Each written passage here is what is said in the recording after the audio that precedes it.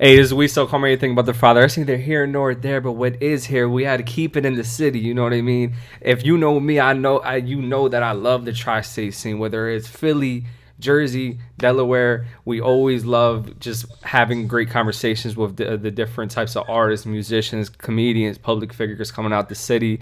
And to be specific, we got somebody from the damn city on the FaceTime, quarantining, social distancing, practicing social distance on the phone with me right now, and he goes by the name of Drixxie. What's going on, man? What's happening? Chill it. We holding it down. Yeah, man, you already know. Look, man, what have you been doing to stay corona free? Just like how Tory Lane's been asking everybody. I gotta ask you. Cooking up, man. Staying down, like writing, just really just like in the studio every day. Whether I can make a song or whether I can't, I'm sleeping in the studio. I just been getting real familiar with just being around equipment, just Yeah. being around, just always 9 to 5 in the stew. Actually, 24/7 in the stew. And you say you're literally like night and day in there. Like, yo, that's one thing that a lot of artists need to understand, that there's a difference between saying that you're living in the studio and actually living in the damn studio. You know what I mean? Right. So I applaud you on that, man. And just like I said during the introduction, I want you to just make sure that you co-sign this, right? You're from the damn city, right? You I'm from from the city, Philly. born. Let him know where. Let him know where in Philly. I'm from Northeast. He's from Northeast.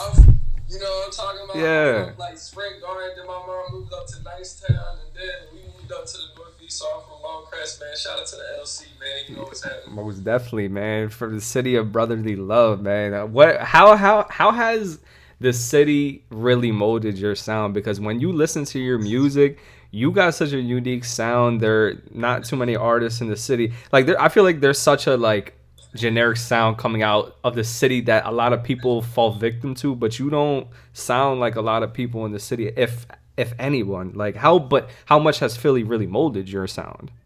Yo, it's crazy because I feel like Philly's aggression, like the aggressiveness of here, shaped my music a ton. That's a fact. Because like I was born here, I was raised here, but I was also raised in Atlanta for Yeah. a long period of time. So after that, when I came back, it was like I always had this gumbo of both cities, Yeah. and I took like the best parts. So like the attitude in my music and like the lyrical content always gonna come from Philadelphia, but the smoothness, laid back of it, the chill stuff actually comes from Atlanta. Yeah. But Philly has definitely been like so positive to my music, yo. I wouldn't know what the struggle was if I didn't live in That's a fact. Philadelphia. That's a fact. All right, let me ask you this, right? You being from, Northeast, Yeah. I gotta ask you, what's your favorite cheesesteak? What's your favorite cheesesteak spot? Man, it was gems. I ain't even gonna lie. I'm not mad at that. I'm not mad at I that. love gems, yo. I I love love gyms too. gems. I will settle for Steve's, but I love gems. Like, yo, You look, say he'll look, settle for Steve's. look. I I mean, will Steve's settle isn't for bad. Steve's. Dog, Steve's ain't it, man. It's Steve's ain't not. it. When Jim's was open right there off Cotton, yo, Jim's was that work, yo. And I Yeah. mean, it's like select poppy stores. I ain't even gonna lie. This one poppy store in Frankfurt, that John was hit. People But sleep on the Poppy store food, especially the cheesesteaks at the Poppy stores. oh my People god, sleep dog, when on them. cheesesteaks was 250. Yo, and it was 250. Come on, man. Oh man, Frankfurt. Oh man, definitely Frankfurt. How was that transition? Whether food, music, culture wise, that transition from Philly to Atlanta with all that. Everything you just said, except for music, was ass. Like, when it came to like going down there and getting the same food, you know, when we from Philly, we got different seasoning. Down there, it's more of like sweet. They like sweet stuff. Even if they make their foods, they barbecue or whatever, it's all sweet. That was like completely different. I never really liked that. I never really liked their sports team. I don't like any Atlanta sports You team. Eagles fan? Huh? You Eagles fan? All right. I'm an Eagles fan, but I'm a diehard Sixers fan, yo. When Good, I was good. a kid and I was down there, I used to just like on Yahoo Sports when they used to show the play-by-play with the dots. Yeah, I yeah. used to just watch the Sixers. So That's that was dope. sports was weird too, but music, I literally that period of time, like when I was in Philly, I was only listening to like 50 Cent, Dipset, and then when I got to Atlanta, it was like they straight put me on Gucci, Young Jeezy, T.I., and everything. So that became like a big, like, I really listened to a lot of Atlanta music. Like, Yeah. the Southern Bounce is what I really know. Yeah, yeah, And that's then when I dope. came back up here, they put me on Meek, which is crazy because Yeah. y'all been on him for a while. Of But I course. was like introduced to Meek very late, How late are we talking? like Dream Chasers. Okay. All right. Got you. All right. So that's not like too bad of an entrance to Meek. It's late, but you're not like super late. You know what I mean? But you also mentioned that they put you on a lot of put you on to a lot of Atlanta artists. Let's fast forward a little bit. Now you're in the studio creating with some of these Atlanta artists, and one of them was Cap G. And how was that? Mm-hmm. Man, me and Cap grew up together. Like, no, like, real That's rap. dope. We literally grew up together, went to the same school, same neighborhood type, and College Park, man. Shout out to College Park, man, Southside. But yeah. Wait, is that because you know I'm not from Atlanta? Is College Park that area that Bubba Sparks mentions in the beginning of Booty Booty Booty? He's like College Park, College Park. Yeah, I think he was talking about the producer. Oh, gotcha. He was talking about the Okay. producer, College Park. But yeah, the area is College Park. Okay. So that's like the only things I really know, like from College Park, is like 2 Chainz, Young Jock, Cav, Gunna, Jimmy. You claim that? It's just like a lot of Yeah. So how was Outcast from College Park, East Point. yeah? So now you saying that you guys grew up together, and then obviously it was probably organic when you guys got into the studio. How was that creating between the two of you? Yeah, that's my partner though. So like, I was up in Philly and then I came back down and he was just like, "Yo, come to the studio." Like we grew up there, so he like musically respect me. You feel me? So it don't matter how long my way. If I quit rap today, like, and I'm around, and hey, he just gonna be like, "Pull it to the studio, bro." Yeah. So when it came about making big racks, it was just on some like, we was just in the studio, we was just kicking it, and I was just like, he was playing some beats. And he kind of knew this was a weird situation. Like, he was like, "Bro, I know you can make a hook to this, bro." I know. He was telling me all day, like, calling me, like, "Yo, I know you can make a hook to this." Like, and I'm just like, what is he talking about, bro? I didn't even hear this beat. Like, he wouldn't even play me the beat, bro. Yeah. He wouldn't play me the beat. So we get to the studio. He finally put on the beat. And I'm like, "Man, you think I can make a hook to this?" And he like, "Yeah." So then, I ain't even gonna lie, bro. Like, I went in the booth. I just said the first thing that came to my head, and that's how we made Big Racks. Like, he knew. Yeah. He knew. That's dope. It took me to do it, but he really knew I could do something to make that song go. And it was organic. Yeah. It was super organic. And I'm glad that you got what you have behind you, because that made my transition perfect. Because a lot of people can say that they're rappers. A lot of people can say they're artists because, you know, they might dibble and dabble and produce, maybe sing and rap here and there, so they can call them artists. But there's a big difference between an artist and a musician. Facts. And obviously, you being multi-talented and being able to get on the guitar and get it on the strings, like, what are some instruments that you're pretty comfortable with? This right here, man. That thing is beautiful. That thing is beautiful. I dabbled in other shits. I dabbled with the keyboard, but all guitar, man. The guitar is like my foundation. Like, I picked that. I'm like self-taught. I picked it up on some wig shit. Like, You were self-taught? Yes, I'm self-taught. Like, I was literally at the last year of high school. And I always, you know how we was, like, when we seen Lil Weezy on Lollipop, he was playing the music. We was all That's a like, "Yo, fact. dog, I want to do that." That's a But it was fact. like, I don't know about you, but at the time, I just felt like being a guitarist was an impossible task. Like, yo, you gotta be this type of person to be that. You gotta be like some white boy or something like that. You gotta be this, that, and the third. Yeah. Because nobody in my family was a musician. You feel me? So I was just in my last year of high school, and my friend that, my late friend that passed, he basically, I was talking to him. He played guitar, and I was just like, "Yo, can I play guitar?"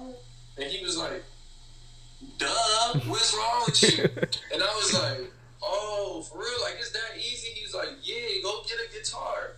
So, whoop de whoop, I like finessed the guitar from this boy that lived in the neighborhood. Yeah. Like, he wanted some bud, so we like flip whoop de whoop. Mm-hmm.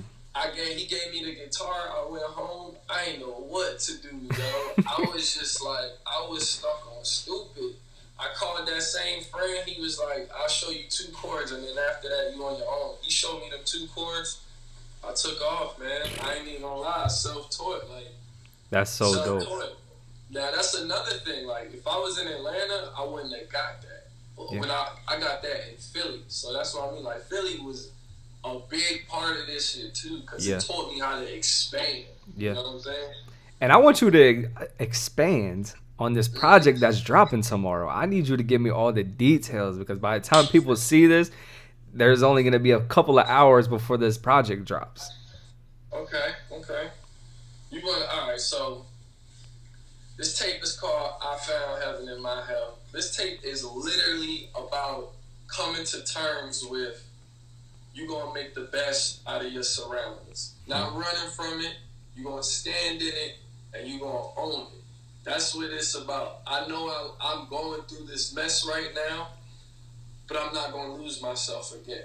I'm gonna stand on my own too, and I'm gonna prevail to what I'm going through. So I took that to write about that whole process or that whole vibe throughout this whole tape. This tape is something you could dance to, something you could smoke to, something you can go to sleep to. You know what I'm saying? Yeah. This is like the ultimate, like, chilling vibe tape. And I'm assuming it's gonna be like a multi-genre tape because I remember I went on your YouTube and I was listening to I remember it was On the Block. Then I went to I'm Not a Gardener and I'm like, wait, hold on. This man is like the trap Frank Ocean. Like I can't put my finger on exactly what the heck this is, and I kind of like that. So like you can't really put yourself in one genre. So I'm assuming this project is gonna be very, very well diverse. So with this project, No, not the guitar. Not the so guitar. with this project, right? I literally didn't want to give everybody too much because I know what I'm gonna do next. So with this one, I kept those elements that was cross genre inside the instrumental. So I start letting the beat do things and giving y'all teasers like harmonically what I'm gonna do going forward in the future. Yeah. And it sounds good. I didn't want to blow everybody's minds too crazy. I just wanted them to enjoy this tape. Yeah. So it's some songs on there I'm gonna say Beach. That joint is gonna take you over where it's gonna be a cross genre song, and then Drixxie is a combination of the future. That's gonna be the future. You know what I'm saying? Yeah. And yeah, I got That's My Baby on there, which is like a soulful cross R&B song. Man, it's just a lot of flavor on there, man. It's a lot of flavors, a lot of different textures. I just can't wait for y'all to hear it. I was doing a little bit of independent research, and through the music, through stuff that you've said on different social platforms, I wanted you to break down one line. And I think this is like a very important thing for young kids growing up that might have crushes and they don't know how to go about it. I remember you saying something in the lines of Could have had you back then, but I was too shook. Can you Because they explain that? was. Yo, I need you to man, expand on that. yo, all them times in the club, man, you see one and you like, and you fall short. Yeah, Falling short. It's nothing wrong with falling short, you guys. at You know what all. I'm saying? That's what I want to tell everybody. Is nothing wrong with that. You just come to terms with that you done, and that's how you move forward. You know what I'm saying? You're not gonna get it every time. But you shouldn't think you're a horrible person just because you're not getting it every time. Yeah, The thing it is, it's just like now you know. So this time you're gonna go with it, and that's what that song is about. That song is about, yo, I messed up, but I ain't gonna do this no more. Like yeah. I'm gonna get you. That's crazy. That bar is really real to me. So how has the evolution been from could have had you back then, but I was shook to the Drix that we're talking to today? Is are you still in that state? Or are you did Hell you no, have bro. do you got her now? Nah, man, we DM sniping now, bro. Okay. I know how dudes feel about the DM, but man, we bigger than that. Bro, just send that, John, bro. Yeah, Just yeah, send that. Like, we sliding, bro. We sliding. like a skating ring. Why we sliding like an all-star shortstop, man? Like, Yeah. we sliding, That's bro. a fact. That's a Yeah, fact. we don't care. There, yeah. That's the Philly in you, man. That is the Philly in you. The Yeah. aggression you got, and the thing is like, and I'm sure you can testify to this as well. Is like that this city of Philadelphia brings so much hunger in you that nobody can tell you no. We've always been the underdogs. Have Yeah. you have you in your music ever felt like you were the underdog? Yes. Do you still feel that Yes. way? Yes. Yes, a little bit. Because I just like to live with that. I'm like the Eagles, man. I really like to live with that chip on my shoulder. I Yeah. love that. Yeah. That's what keep me going. Especially, like, music changes a lot. And there's a lot of things that's going on sonically that's changing. And I know the thing with me is that everybody says is, yo, you just sound different. And there's a good and there's a bad with you sounding different. Because you sounding different is also you not sounding like everybody else. But if everybody else is looking for everybody else, Yeah. it puts you on the back end. Mm. So it's like, But I always feel like, you don't even want those type of supporters. Those are the ones that are here today and gone tomorrow. You want the ones that are going to appreciate your art. exactly. So you definitely have to, for me, to make myself competitive, I have to always feel like I'm an underdog. I'm never going to feel like, you know what I'm saying? I love that feeling. Yeah. So Makes it a little bit more better for me. so what do you want people to take away from this project that drops tomorrow, which I'm excited to listen to, and I'm definitely gonna drop a review to it. You already know I'm going crazy on there. Okay. Okay. I just really want people to sit and feel the tape, like feel it track for track. Understand that I understand what we going through, Mm. what is happening here, how life in Philadelphia is, how life of a dude that's traveling from Philly to the A is, like Yeah. how it is trying to make it and falling short. Like it's track for track of me talking about trying to evolve to something greater, and things are happening to stop me, and how I'm getting past them. From track to track, I'm not even gonna lie. It's like I just feel like with this tape, it's a good foundation to where I'm about to take y'all, and I'm not even I'm gonna take y'all to a higher place. I'm ready to shut the city down for years. Like I know Please I can do. hold that weight of shutting down the city for years. Yeah. That's a fact, man. We need that. We need that. And I'm rooting for you, man. You got my support, and anything that I can do to contribute to your greatness, you already know I am down to do, You man. already doing it, man. You already doing it. Yeah. We here right now, man. Yeah, man. So, congrats in advance to the project that's dropping tomorrow. Is there anything else you want to leave off on and to let the people know? Let me think, man. Nah, they already know I'm coming. That's all they need to I know. like that. I like that. Where can they find you on social media? I have cried, man.